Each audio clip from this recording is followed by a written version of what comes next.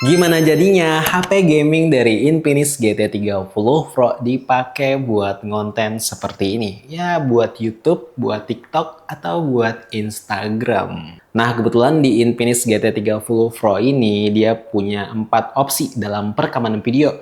Dimulai dari 1080 pixel, 30 fps, 60 fps, terus ada 4K 30 fps, dan terakhir 4K di 60 fps.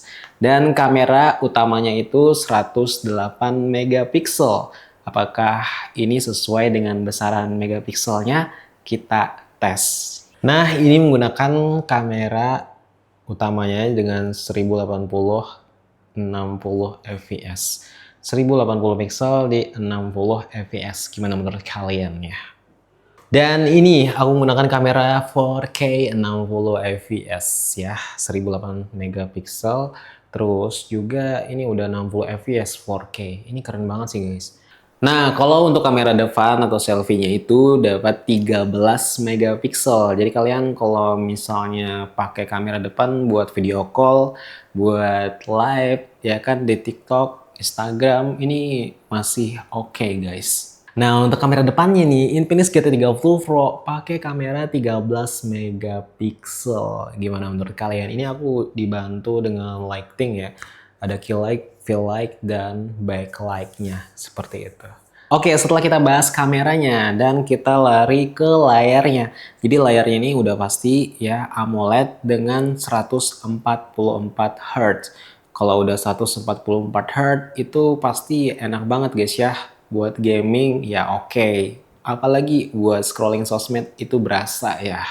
Ukuran layarnya 6,78 inch dan nits-nya itu 4500 brightness ya. Jadi kalian nih misal ada di terik matahari yang panas ya kan, susah ngelihat layar HP, tenang karena ini udah tinggi banget guys brightness-nya. Bisa dinaikin ke 4500 nits. Nah, kita sudah tadi bahas kameranya, layarnya ya. Karena ini menurut aku buat konten itu sebenarnya ada di kameranya dan layarnya. Tapi jangan lupa juga dengan chipset dan performanya. Dan chipsetnya udah pasti kalian tahu nih, MediaTek Dimensity 8350 Ultimate ya.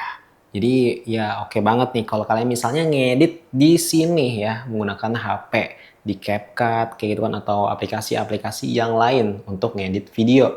Terus juga RAM-nya nih dari varian 8GB sampai 12GB dengan penyimpanan 256 sampai 512GB. Jadi kalian bisa pilih nih sesuai dengan kebutuhan kalian ya.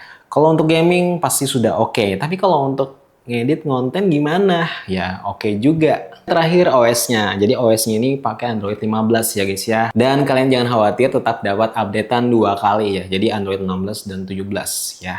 Jadi masih aman nih di tahun-tahun berikutnya. Masih dapat updatean. Nah, itu dia tadi menggunakan kamera utama dan kamera depan dari Infinix GT30 Pro.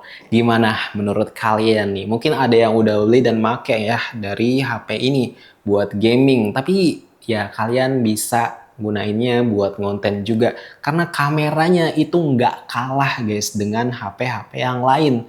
Udah 108 megapiksel ya kan, dapatnya 4K, 60 fps, dan kamera depannya udah 13 megapiksel aja. Itu udah oke banget. Di range harga 3 juta sampai 4 jutaan, Infinix GT30 Pro ini udah oke banget ya. Apalagi kalau untuk gaming ya kan. Makanya aku tes tadi untuk konten gimana kameranya.